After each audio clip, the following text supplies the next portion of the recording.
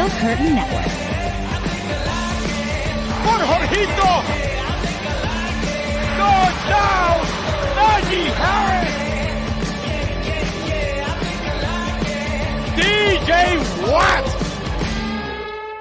What is up, Pittsburgh Steelers fans, and welcome back to another episode of the Steelers Preview. It's another Blue Plate special edition for those that are watching live on YouTube, which, by the way, call to action. Watching this, hey, like the video, subscribe to the channel. We do appreciate it. And if you're listening on Apple Podcasts or Spotify, follow so you don't miss anything. But joining me, as always, Dave Schofield, back from hiatus. What's up, Dave? Not too much, Jeff. I'm just happy to be back. More in a routine. I mean, I was happy when I was there, but I'm also happy to be back. And it's good to be back to more normal on YouTube because, as we said earlier this week, if you notice, the Super Chat feature is back. It's back. That's right. Monetization is back. We do appreciate anyone that donates money to the group. We appreciate it. Brian Davis. What's up, Brian? I actually thought it was called the Early Bird Special. Blue Plate, Early Bird, same Blue thing. Plate and Early Bird. Is it the same thing? I believe it is, yes. You're just eating early in the day. Okay. Well, why is it called Blue Plate? Do they actually I have no idea. Blue plates? I'll look it up. We'll talk about it in the second half, but let's get this show underway. We have a lot to discuss. We have preseason projections and postseason awards. And what we're going to do is we're actually going to be talking about what we, the three of us on the Steelers Preview, are projecting for specific awards like Offensive Player of the Year, Rookie of the Year, Most Valuable Player, etc. But even some other ones that are a little bit more concocted that we might throw in there as well. So what we're going to do is we're going to keep these short and brief and just going to give our thoughts on who we think is going to be at which award. And so I feel like we want to lead up to the MVP being at the end. So let's start with, I thought this was an interesting one that we chose when we put our list together, and that is the Doghouse Player of the Year award. This would be the player that ends up in Mike Tomlin's doghouse, or I would also say the fan base's doghouse. Yeah, Steelers Nation's doghouse. Exactly.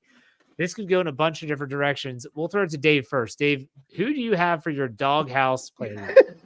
You had to start at the other end when I was going down through mine and not quite done yet. And so, no, I'll fill these as I go. So I'm not there yet. Who do I think would end up in the doghouse? Well, I'm not going to take the easy choice of Steelers Nation. And I'm going to say why I'm not choosing Dan Moore Jr. is because he's either going to be doing a good job or he's not going to be playing.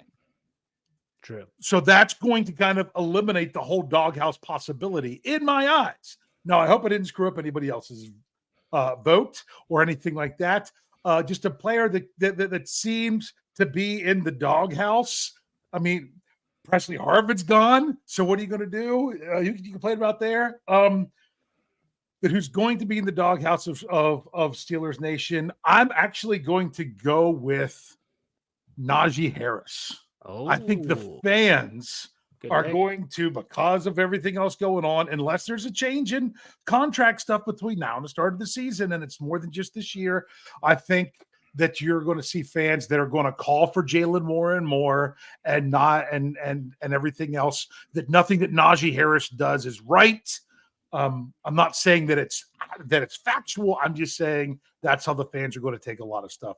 So that's where I'm going to go. All right. He said Najee. Brian, you can pick Najee as well. It's not like we can only have one player. So who do you think? I had Najee in my top three. I had Dan Moore Jr. in there too. I'm going to surprise you completely. Give us the other one then. El Jorgito, George Pickens. That's what I was going to say. Deontay Johnson's gone. I could see if he doesn't have a 1,500-yard year and he's going to be double teamed, the fans are going to turn on him. He's the guy that it's easy for fans to turn on if he has one little bit of I don't want to call it a tantrum, but any kind of disagreement, and doesn't show that he's all in as a team player. And I think he will, but just one loss and one bad showing and one little bit of anger or frustration, the fans will turn. I agree with that second part. I was going to say George Pickens the whole time, based on the fact that if he's struggling, and he's not having the production on the field, people are going to say, well, this is why they need a Brandon Ayuk. This is why they need another receiver opposite. But if he pouts about it, and if he's throwing stuff on the sideline, or he's being demonstrative in some way in the locker room, then that's when they would actually turn. That's when they would actually turn. I think that there's some Eric Parker. I just want to throw this up on the screen real quick. He said on YouTube, he said Russell Wilson. I could see that as well. I almost went there. Turning on Russell Wilson. Steeler Nation will turn on anyone that's not named Trent Jordan Watt. Like, that's literally the way that it works. But even TJ, I don't know. Oh, look at this. Tyler W gives us $2. It says, welcome back, Super Chats. Thank you, Tyler. We appreciate it. Yeah, as always, we appreciate it. Okay, thanks for the tip. Let's go to the next award. Another one that we created ourselves, which is the Unsung Hero Award. So do the math here, folks. It is when someone is playing well, maybe not getting the recognition that they thought they would. Dave, we're going to stick with the order. We're going to go first. Who's your unsung hero? Unsung hero. Wait a second. I'm having a problem figuring out. I got it. Yep. Sorry, because you're going out of order. Yep. For what I had before. My unsung hero is going to be the person who you count on so much, and sometimes you could even take for granted. I'm going with Chris Boswell. Oh, he's going to bail the Steelers out in a lot of places. And when at the end of the game, if you're tied or something like that, you just get in a certain area, you're good, because he can be that hero. But sometimes he might not be the guy that all the time is being called on to kick the ball when the clock goes to 0. But the stuff that he's doing and coming through and not missing kicks throughout the year it'll actually put them in a better place, and he doesn't have to kick it as the clock goes to 0. All right. That's a good one. Brian, what do you think? I think it's going to be a newcomer. I was kicking around a receiver here, but I'm actually going to go on the other side of the ball, and one of those guys that defends said receivers. That's Dante Jackson. Ooh, that's a good one. I think that it's really funny that there's no fanfare for this guy whatsoever, and I love it. I love the fact that people think they got ripped off in the Deontay Johnson trade. They did not. They have a guy on the other side of the ball of a guy who they think is going to be a superstar in Joey Porter Jr., but I think Dante Jackson could really help shut down the other side. He has excellent PFF numbers, and I'm not a big PFF guy. Some people are, some people aren't, but there's a lot of good things being said about this guy, and he was a Carolina Panther. And if you're not getting destroyed as a Carolina Panther and you're able to get traded for a guy like Deontay Johnson, I think there's a lot to this guy, and I can't wait to see him in a positive environment like Pittsburgh. Okay, that's a good one. Let's go. I'm going to go with Cameron Johnston, the new punter. That's really good. Because to me, the key to this award is unsung. So Chris Boswell, he might even get a lot of credit, though. If he's hitting game winners, like, he's going to get those accolades. The punter rarely ever gets those accolades. But I would just love nothing more than a punter that's consistent, that has a big leg, that can bail them out when they need a field flipping play. When was the last time the Steelers had a punter that could do any of the things I just described? Consistently. Yeah, exactly. Yeah. Consistent. This is like, okay, Encyclopedia Brian's brain. Like, let's see it. When was the last time they had a punter that could do that consistently? And I don't care what era. Been a long, lonely time. Gosh, Mark Royals, maybe back in the 90s. I remember Mark from like 90 to 92. I thought he was pretty consistent for this team. Sepulveda, really no. Yeah. Mitch Berger was good for a year. I don't know. I would probably say go way back to maybe Colquitt or Harry Newsome. Let's go Harry Newsome. Good God. That's why I chose Johnston as my guy. So that's an Unsung Hero Award. I don't know if it would count because I only watched one game today, because I don't know if you guys realized that Super Bowl 40 was on the NFL Network today. So I was watching that. And that was pretty cool watching Gardocki put one down inside the 5. Yeah. But I don't know that he actually did it throughout the whole season. I can just remember that. He was a one-year wonder. Yeah. Somebody's saying Josh Miller. I guess He's I pretty miss good. Josh Miller. Yeah. All right, let's go to the next award, and let's go to the Chief Award. This is the player that has good media relations. They always answer the questions. They don't run from the media. So if someone says Najee Harris on this 3 panel, you're going to be removed from the show. So that's why I going to put him in the doghouse. All right, so Dave, go ahead. Who's the Chief Award winner? My Chief Award winner is actually a newcomer to the team. I love listening to him talk. He did a great opening press conference. I'm going with Deshaun Elliott. I think the media is going to love that guy. That's good. I like it. I like that a lot.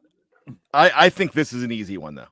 Mm-hmm. It's Russell Wilson. Yeah, that's the other obvious one too. Yeah. I think he's a newcomer, but it's my gosh, I've never seen anybody come in and have the be an ambassador. He should get the Dan Rooney Award because he's being an ambassador already. I mean, Kenny Chesney concert, Zach Brown concert, Permane brothers in a suit dressed to the nines, all of this, I'm like, wow, this guy is coming in and he's winning hearts, kissing babies. He's doing it, shaking hands, doing it all. I'm actually going to go in a different direction. Both of the guys you said, I agree with 100%. And Russell Wilson was going to be my pick. But if there was a guy, a dark horse candidate here, I would say Keanu Benton. Everything you see from Keanu Benton, he is like a clone of Cam Hayward. Cam Hayward has won the Chief Award before. Everyone talks about Cam Hayward as that guy that no matter how angry he is. I had Chris Carter on my Let's Ride podcast who told the story about after the Chicago Bears loss, I think it was 2017 with all the fanfare going on. I don't know what year it was with the flag and all that stuff. It was 17. Yeah. Cam Hayward was furious after the game, and yet he still answered every single question from the media. And that's one of the reasons why Cam is considered like the pros pro. Keanu Benton's learning from him. He's a well-spoken guy. I'll go with Keanu Benton. All right, let's do another one here. Let's do Coach of the Year. Coach of the Year. This is interesting. Do we want to eliminate Mike Tomlin from the running? Yes. Okay. Do we want to eliminate coordinators and go with position coaches, or do we want to have? I would just go to say assistant coach of the year is what I really wanted to write down, and I didn't. Sure, that's fine. Meaning just not the head coach. Okay, so anyone but Mike Tomlin can win this one. So Dave, go ahead. Who's your pick? I'm going with the low-hanging fruit that, although some people still might not be happy with it, it's got to be improved from last year. It's just got to be. So I'm hoping that the coach of the year ends up being Arthur Smith, because then we really see some improvement from this Pittsburgh Steelers offense. All right. Fair enough. I agree that's low-hanging fruit. But Bryan, what about you? Yeah, but sometimes the low-hanging fruit tastes damn good. Arthur Smith. Carry on. Mm-hmm. Okay, so that is low-hanging fruit. I'm thinking about I'm thinking about the offensive line coach, Pat Meyer. And I'm thinking about the draft picks. I'm thinking about the investment they've put into the offensive line, whether it's Broderick Jones last year. We know Troy Fautanu. We know Zach Frazier, and maybe McCormick plays this year. I don't know. But if he can actually show like, hey, you give me something, I can make something. Like, give me the pieces of the puzzle and I'll put it together. He could do that. And I think if they have a really dominant running game and the offensive line starts to gel, I could see Pat Meyer getting this award. Now, for both of these choices, both Pat Meyer and Arthur Smith, if things aren't going the right way, if the offensive line isn't coming together like that, if the offense isn't coming together, both of these guys, even as coaches, could have been our choices for the Doghouse Award. This is true. Very accurate. All right, let's do one more before we take a break, and then we'll finish on the other side of the podcast. Let's go most improved or the breakout star. So a most improved player is going to have to be a returning player, a player that is either coming back from injury or a player that just is coming off of a really rough season. A breakout star might be someone that you don't see coming. So let's categorize those properly. Dave, what do you think? Yeah, I actually won this award my first year playing high school football. I'm like, I guess I improved because I went from 0 to all area and stuff like that. So it was like second team. I am going with, once again, the low-hanging fruit. Keanu Benton. That's my guy that I think is just going to take leaps and bounds this year and be that breakout star for the Steelers. I thought he was pretty good last year, but I really want to see him become where other teams are like, oh, you don't have anything after Cam Hayward. What else do they have with the defensive line? Oh, we can't forget that guy. He's now the guy. So that's who I'm going with. All right, Bryan. This is a tough one for me because I have two that I could possibly go with. I'm going to go, if it's most improved, I would go defense. If it's breakout star, I would go offense. Go do both. If it's a breakout star, I think it's going to be Darnell Washington. And I think that comes with, because I don't know if he needs improvement because he caught a lot of balls that came his way. Hardly any balls came his way, though. 10. Yeah. 10 targets last year. Sorry. So I really think that he will do well there.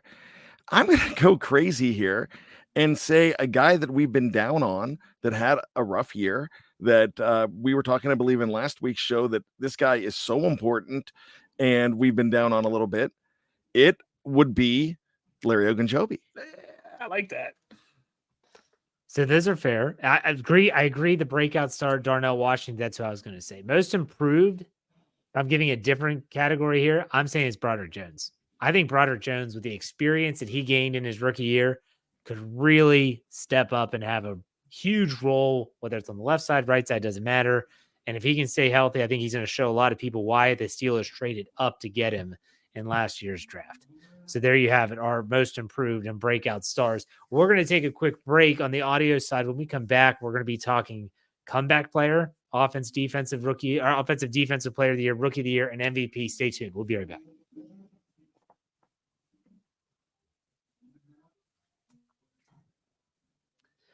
All right, Steeler fans, welcome back to the second half of the podcast. We appreciate you all hanging around. And as we go through these projections and postseason awards, we went through a bunch. Let's continue with the comeback player of the year. No, not Joe Flacco. This is going to be a Steeler. Who exactly would epitomize a comeback player? Someone that, again, maybe it's not so much improved, but they didn't have a good year last year, but they're really going to show out this year. Dave, who do you think? Jeff knows how to push my buttons. He knows that I could just go off on that whole Joe Flacco thing for forever. But I was really torn between two. But I'm actually going to go, because I didn't use him anywhere else. I'm going with, captain, my captain. I'm going with Cam Hayward. That after missing half the season last year and basically being injured during the second half, that he's going to come back and show, hey, I know I'm getting older, but I still got it. And for the Steelers, that'll be their biggest comeback player. All right. What about you, Bryan? Could we go ahead with Pat Freiermuth? Sure. I'm going to give, because, he was injured maybe a few games last year. But I really think that his numbers are going to be most improved and a comeback. And I think he's going to be considered a top 5. Yeah. I think Pat Freiermuth, in the same light, in the words that you used to describe why Freiermuth would fit this category, I'm going to say Minkah Fitzpatrick, because I think Minkah Fitzpatrick was hampered with the injuries last year, the knee injury, the hamstring injury. He should be back healthy and also playing at a different position, meaning more the robber, which we're used to seeing him. I think he's got comeback player written all over him. All three of these guys show out. I think the Steelers are doing just fine. We'll put it that way. But the other person I was torn about didn't get mentioned by you guys. And that's all about if he can come back. And that's Cole Holcomb. If Cole Holcomb comes back and is playing like he did last year, then it's him. Yeah, absolutely. Because of what he went through. But are we ready to bank on that right now before the season starts, that he's going to come back and be that guy? No. That's why these other choices are the better choices right now. But we have to acknowledge it could be if he can get there. I can't believe I didn't think of Cole Holcomb. The dude had a gruesome knee injury, and I didn't even think about it. Okay. All right, let's go to the next. And now we're getting into the big ones. We're getting into these are the ones that are difficult to project. Let's go with rookie of the year. So now we're going with, which of the Steelers rookies do you think wins rookie of the year? Dave, we'll start with you. This is the Joe Green Award, by the way. Yes. I was really torn on this one, and I'm very, very torn. So I'm going to leave my other choice to the guy that's sporting his image. So therefore, I'm going to then go with, because I was torn between the two, I'll leave the one. I'll go with Zach Frazier, because I think out of everyone, he has the best opportunity to start right off the bat. And if the Steelers' offensive line ends up being, a top 10, even higher unit, it's going to be a big deal. Then the national media, I think, will point to Zach Frazier as, the Steelers and their history of centers. This is a rookie. This is a great line. And I think he'll get a lot of credit if the whole line plays well, and he's the guy that's starting there. All right, let's go to Robert Spillane down at the bottom of the screen. Go ahead, Bobby. The legacy, right? He's wearing a 41 jersey, by the way. For those that are listening in audio, they can't see. Before That's we why I was went live, hoping we could split this to offense and defense so I could go with both answers. But I'm like, no, I'll be nice and leave this for Bryan. So you know what? It's really hard for me to disagree with Dave on Zach Frazier. And I think my head is saying Zach Frazier, but for some reason, my heart is going with it's not a Spillane jersey. I tell you what, I like Spillane that much that I would wear a Spillane jersey. Heck, wear a Raiders jersey. Yeah, a Raiders Spillane jersey. Because you're a fan. Because you're a Raiders fan. Silver and black, black and gold. What's the difference? Right? No. I didn't say that. No. Hey, all right. I actually have the Frazier jersey too, but I'm going to go ahead with Peyton Wilson. All right. I can't believe no one said Troy Fautanu. I think this guy's going to play a lot more than people think. He might not start the year. I know Dave just did a scenario for SteelCurtainNetwork.com. Check that website out, by the way, SteelCurtainNetwork.com. And it was all about how no rookies will start in week one. That was his scenario. He didn't say he agreed with it, but still, I think Troy Fautanu is going to be a difference maker. And they want him to be the right tackle. And when they think that he's ready, you'll see Broderick Jones move, and then let's see what these young guys can do. Yeah. So that's the question with him is when. Right, exactly. Because he hasn't played the right side. Who won the Joe Green Award last year? There was Joey Porter. Broderick, right? No, Joey. Was it Joey? I don't know. I'm asking. Yeah, I think it was. My goodness, and unfortunately, I have up on my screen what a blue plate special is. That's hilarious. Which isn't an early bird thing. I think it was Joey. It's not. I think it was. I think it was Joey. JPJ. Come on. I'll look it up. Anyways. All right. So there we go. Let's go to. So we got the rookie of the year out of the way. Let's go to defensive player of the year. Dave, we'll start with you. Okay. Well, this might surprise you, but you got to remember how these things work out. Okay. Because the big category, often they don't give the big award person one of either the offensive or defensive player of the year when you think of that.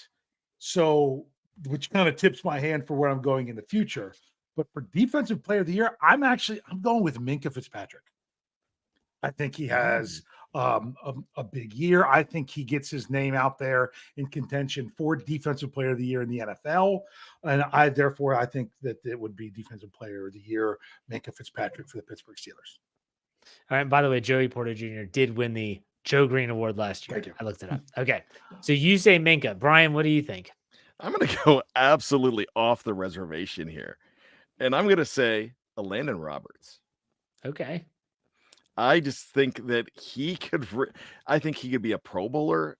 I think that he is so important to that team and that he might be the Steelers defensive player of the year. Okay. I hope you're right. Obviously, the low-hanging fruit in this category is TJ Watt because he's TJ Watt. If I were to say someone else, though, just for the sake of conversation, it might be Joey Porter Jr. Yeah. If Joey Porter Jr. continues on his trajectory, following the number one wide receiver, blanketing these great receivers, and just maybe coming up with some more interceptions, he could find his way into that category. Yes. So, but TJ Watt's the obvious answer. Yeah, well, it is, but I basically told you why I didn't pick TJ Watt before I answered the question. Exactly. But with back to Bryan, I'm really surprised. Well, I know how much you love Landon Roberts. You always have. Well, but that's why you were a big Patriots fan for the longest time, because that's how Oh long my you gosh. loved him. That's how long you've loved him. I'm getting asked if I have a Lionel Zato jersey in the. You guys are killing me. If you cut me, I bleed black and gold. You all know that. But I was very Damn close. you, Jeff. I was very close to picking Patrick Queen. That's why I thought Landon Roberts was interesting, because I was close to picking Queen. But I'm like, I really just think I think not only is Minka going to get back to Minka, I think he's going to make up for last year's numbers in this year to where it averages out for his career. I think this will be. I'm looking for a career year, and that's fair. All right, let's go to the offensive player of the year now. Dave, who do you think? You got to go think I'm crazy. You really are, because how could you both be in the doghouse and the offensive player of the year? I'm going with Najee Harris. Ah, interesting. So breakout year for Najee. Yes. Okay. And still might be in the doghouse. Of course. But if he's having that type of year, I don't think he'll be in the doghouse as bad as people might think. I just think the Steelers are going to commit to the run, and it's going to work with this offensive line. So therefore, I think, the biggest thing that would hurt that is that if both him and Jaylen Warren are really close in numbers, yet the running game is what's really driving things. All right, Bryan, what do you think? I too am going Najee Harris. I want to go with George Pickens. I want to do the same thing Dave did with my possible doghouse player, but I really think this is set up for Najee. I'm going to go with Russell Wilson. Right now, all of the national media are saying, "Oh, the training camp competition to watch." Like we've said it a million times. Like there's no competition. It's Russell Wilson's job, unless he gets hurt or unless he completely falls flat on his face, which we won't know that till the start of the regular season. It's his job, and I hope like crazy that he shows out and that he plays well enough that he's the quarterback for the whole season, and that he plays well enough that they want to give him an extension after this year. I hope that happens, because if it does, that means that good things are happening offensively. So I'm going to go with Russell Wilson for Offensive Player of the Year, because he's a quarterback, and well, people love quarterbacks. So we'll go with Russ, Danger Russ. And this brings us to the Most Valuable Player award. And this is always a tough one. Last year was a TJ, I think, that won the award. How many years has he won it in a row now? Is it consecutive? Didn't Minka win it one year? No, I think it's been TJ. Now you're gonna make me look that up. I got it. Go ahead. Who's your MVP, Dave? Who's my MVP? DJ Watt. Yeah, he's the man. That's the only reason I didn't have him as Defensive Player of the Year. If he's not Team MVP, then he is Defensive Player of the Year for the Steelers. That's the only reason that I did that. He's still the driving force behind so much of what the Steelers do. You're like, yes, he even affects the offense. The offense has to be different because how different the defense is when TJ Watt's not playing. TJ Watt is not just a game changer. He is a game plan changer. As I've said many times, you have to plan around him. And if he's not playing, it's a whole different game plan. Okay. So much more you can do. Sorry. So 2018, Juju Smith-Schuster won that team MVP. That was the straw that broke Antonio Brown's back. Yes. 2019, TJ. 2020, TJ. 2021, TJ. 2022, I was right, Minka Fitzpatrick. TJ got hurt. And then 2023, TJ. Oh, because I thought you said Minka. Yeah, because it wouldn't have been last year that it was Minka. But yeah, he was 2022 when he tore his pec. Right. That's when Minka Fitzpatrick won the award. So, okay, fair enough. Bryan, Most Valuable Player. So, I always hate when you see Offensive Player of the Year that's not your MVP, and I just went with Najee Harris for that.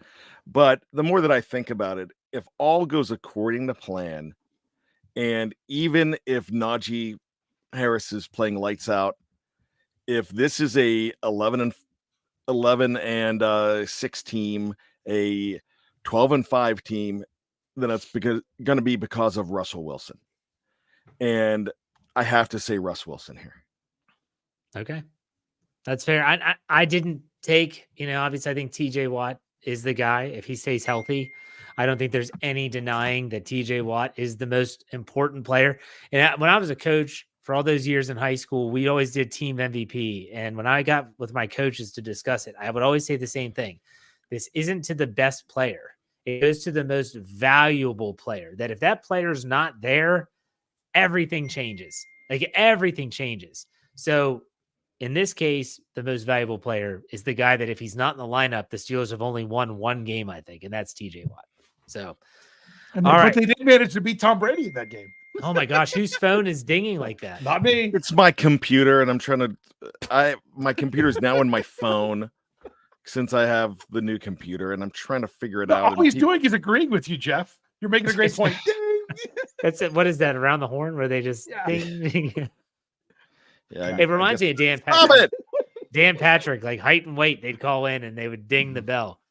All right. So as Bryan figures out his computer, watch out for that Ryan Shazier treatment, Bryan, just so you know. And if you know what I'm talking about. So with the computer that syncs with the phone. Dave, go ahead.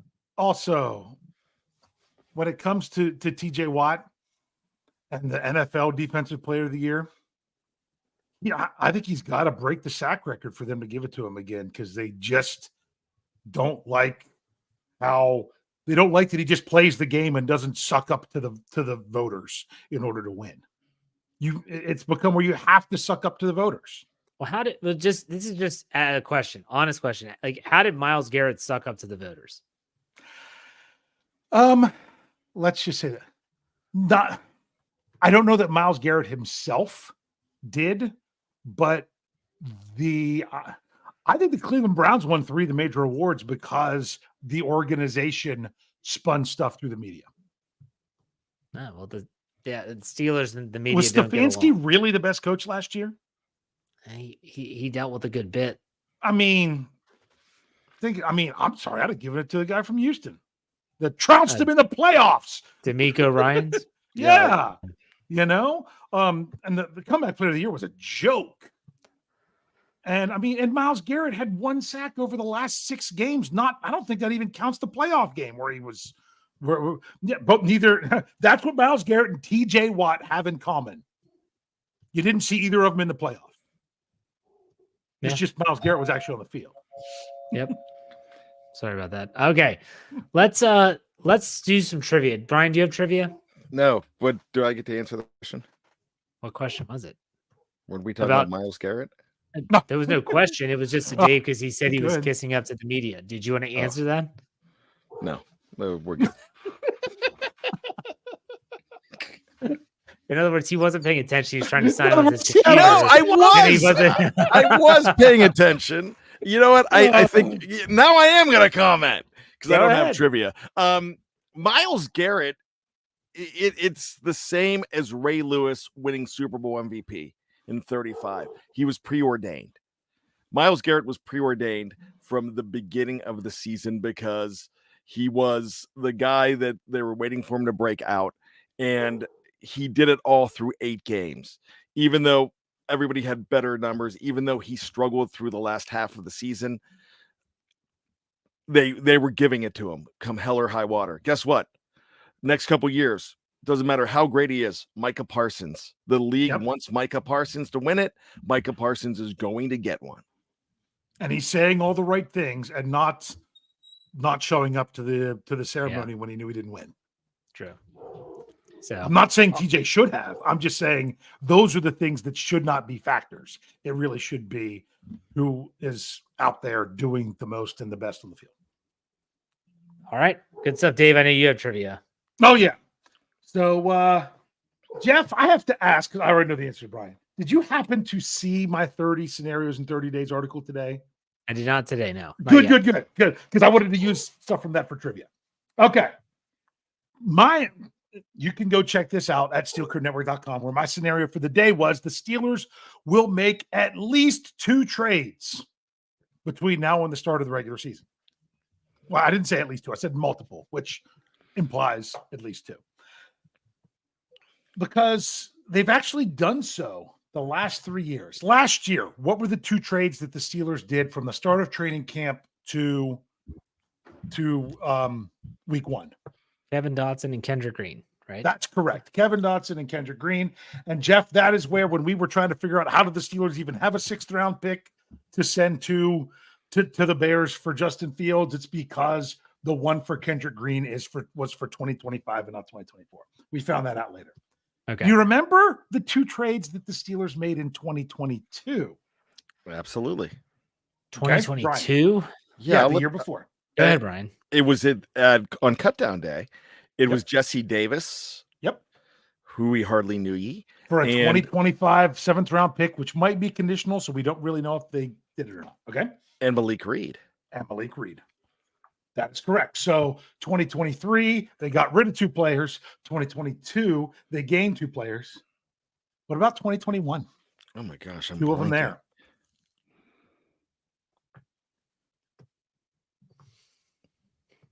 I would assume they brought players in. You are correct. They brought 2 players in. Miles Jack. Not Miles Jack. Joe Schobert. Joe Schobert. That was in the preseason. That was in the preseason. Anytime from the beginning of training camp up into there. He was during the 2nd preseason game, and they had 4 that year because they were in the Hall of Fame game, right? Yeah. So he, cost him a 6th round pick. Who was the other player? Oh, it happened during one of our shows on Labor Day. It was Witherspoon. It was Akello Witherspoon. That was the other one. So, okay, well, the Steelers made no trades in 2020. One in 2019, they traded away a player. I'd be impressed if you remember this one. No. They traded him, pretty sure, to the Tampa Bay Buccaneers. It was an offensive lineman. Oh, I was gonna say. What's that, Jeff? I didn't say anything. I was thinking. I feel like it's there. I can see the guy, but I can't think of his name. Oh my gosh! Yes. Went to LSU. Yeah. Jalen Jalen Hawkins, something like that. Yep. Gerald Hawkins. Gerald Hawkins. Okay, that was 4th round pick. 2018, they traded for 1 player. Vance McDonald. No, not Vance McDonald. Ryan Switzer. I was going to say Ben's little buddy. They traded for Ryan Switzer. So now we get to the 2017, which was the main question I was going to ask you guys, because I didn't actually have this listed out in the article.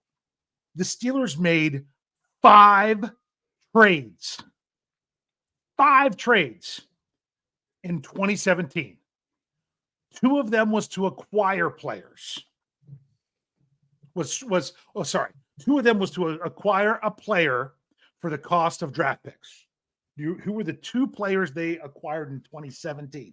And if you need a hint, I'll tell you what team they got them from. Vance McDonald from San Francisco. And I think he came from Tampa, and he was with Dallas too. Yep. He was a defensive back. The Wilcox? Yes. Yeah. JJ Wilcox. Good job, guys. Okay. I needed the help on that one. Who were the 2 players the Steelers traded away in the beginning of September? What's that? Sammy Coates. Sammy Coates. That was the only trade to an AFC team, and that was the Jets. Oh, the Browns. He went to the Browns? They traded him to the Browns. Oh, wow. They sent him in a 7th in exchange for a 6th. Jeez. And I think they sent someone to the Giants. They sent someone to the Giants. You are right. The Brad Wing? Nope. That was earlier. No, they've done that though. I know. Yeah. Okay. Someone in the live chat said, Nick Burnett was during the season. Sorry. We liked him. He went to Duke. Defensive Ross back. Cockrell. Duke. Yes. Ross Cockrell. Yes. Ross Cockrell. Isn't he a Super Bowl champion, Ross Cockrell? He is. Look at me and Jeff teaming up here. Yes. Now for the ultimate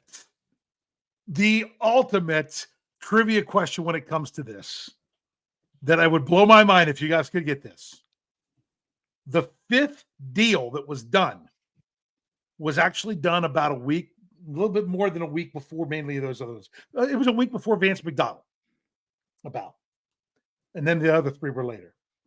The Steelers made a trade with the Washington, I'm pretty sure at the time, Redskins, where they traded player for player.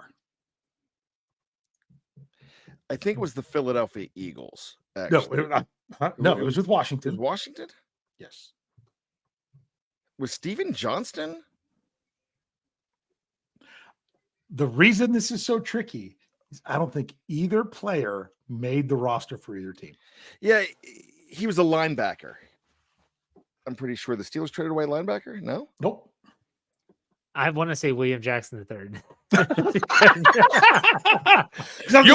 correct. I know that's Crushing these. But this one, I would be so impressed if you could remember this one. Okay? Give me the position. I want the position of the Steelers traded away a center for a defensive back. I think the defensive back made the practice squad. With Washington. No, this is the one that the Steelers got. Okay. No, I'm saying the trade was with Washington. Oh, the trade was with Washington. But other than that, they never appeared in games for the Steelers. I remember this. Porter, Parker, no. When you say it, I'm going to know. I don't know who they traded, but I can picture this guy's name, but I don't have it. You could say the name. Okay, the Steelers traded away center Lucas Crowley. Okay, I would have never gotten that. Never gotten that. Give me the first. Give me the initials. DP. Yeah, I was saying Parker, Porter, no. Palmer, no. Just give it to me. No, that's. Well, I told you DP. That's probably more confusing because it's PH. It's Deshaun Phillips. Deshaun Phillips. That's never. You remember that one? Yes, I do. Actually, I do. But I would have never. When they made that move, it's like, they're really just trading. I think they were just trading to help have some depth for maybe the last game or something. But I would have never pulled maybe that the out, practice squad. But yeah, that one was when I saw that one. When I looked this up today, I was like, oh wow, I remember those names once I saw it. But I'm like, I forgot that even happened. But Crowley, that was just a whole lot. You guys crushed the rest of these. You crushed all the rest of those trades. It was a team Very effort. much It was a team effort. Yeah. And then 2015, they traded. Yeah, I'll go back to 2015 because I know where I was. I was on the playground with Jeff Hartman, our kids, Marcus Gilbert. It was Marcus Gilbert, and we're like, "Oh, this is awesome!" We're like, Arizona. There was no reason to celebrate.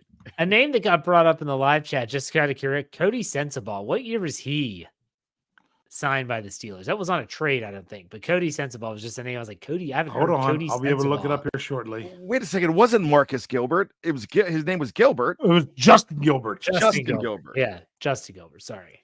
It was Gilbert. Yeah, you got Gilbert. Okay. Right? It was Cody Sensabaugh. Coty, I think. Yes, it is. He played for a lot of different teams. He was with Pittsburgh in 2017 and 2018. He was a good piece of the puzzle. But wasn't he the one that his wife, like, he wasn't playing and no one knew why? And his wife was like trashing the Steelers on social media? It was like a big conspiracy as to why he wasn't playing. I'll have to do some digging. I don't know, but all right. They signed him he was signed as a free agent. Yeah, it wasn't a trade. March. Yeah. Yeah. All right. Let's do some final thoughts. Bryan, go ahead. Guys, I'm a big chip on the shoulder guy, and I think there's a lot of chips to go around for the Pittsburgh Steelers this year, especially a lot of people saying, this is the fourth best team in the AFC North. Oh, they traded away Kenny Pickett, and they got two guys that were thrown away from other teams, so they don't have a good quarterback situation. We're hearing all of that. Then something came out the other day, and Dave might be able to help me with this just based on the source of the rankings. But you looked at the best safeties in the game, and Minkah Fitzpatrick is now number 3, and he is dropped. I think he fell to number 5 from number 1. ESPN was 4. Yeah. Okay. Oh, they had him 4? Yeah. But I know Kyle Hamilton's ahead of him and all of that. And the other guys that are ahead, there's a guy from Tampa Bay ahead of him. And I'm thinking, that's perfect. Go ahead. And we know Minkah was beat up last year. We know he was. A healthy Minkah is one thing, but an angry Minkah, ask Chase Claypool what an angry Minkah will do. A motivated Minkah. My gosh, I cannot wait to see this guy next year. When was it Jeff or Dave that made him Defensive Player of the Year? That was me. That's, I agreed with a lot of your answers in this exercise today. I thought there's none that I disagreed with, but you could make a case for all of them. I probably went out on the limb on a Landon Roberts, but I think it's fun to do that. I like having different answers. But Minkah Fitzpatrick, he could probably, when you look at 3 phases of the Steelers defense, from down in the trenches to the middle to the to deep in the defensive backfield, they've got all pro players everywhere. And even then some too, because you're adding a guy like Patrick Queen who could be amazing, who we really didn't talk about today. So I'm so excited about all these chips on the shoulders. I think Minkah has a big one. I think he is. I think the reports of number 39's demise have been premature. All right, Dave, final thoughts.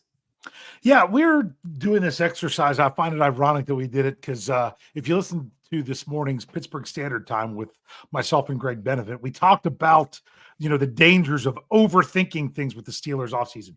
And we talked about how you can convince yourself that the sky is completely falling or that everything is sunshine and rainbows. You could go either way by classically overthinking stuff. And that's what we were really doing here. That's why Najee Harris could both be in the doghouse or be the Offensive Player of the Year. That's the kind of stuff that's going on right now as we have nothing on the field to evaluate. But in 2 weeks from today, we will be doing a show talking about the Pittsburgh Steelers' first practice at training camp. It's just around the corner. I'm looking forward to it. Hey, you know what? Overthink away. Just have a good time with it. But remember, it's probably not going to play out how we all have it in our minds with the Pittsburgh Steelers this year. That's why we're going to tune in. That's why we get to sit back and watch these games and hopefully enjoy. Well said. Good show, gentlemen. I think this was a great exercise, good primer. We're getting ready for training camp in just 2 weeks. That's crazy. And less than 2 weeks. And it's going to be a lot of fun on the 24th. We'll have the Training Camp Confidential coming up on SteelCurtainNetwork.com, so be on the lookout for that, and we'll have everything covered for you on the podcast side. But, Dave, why don't you send us out like you always do? Hey. We'll see you next week on another Steelers preview. Take it easy.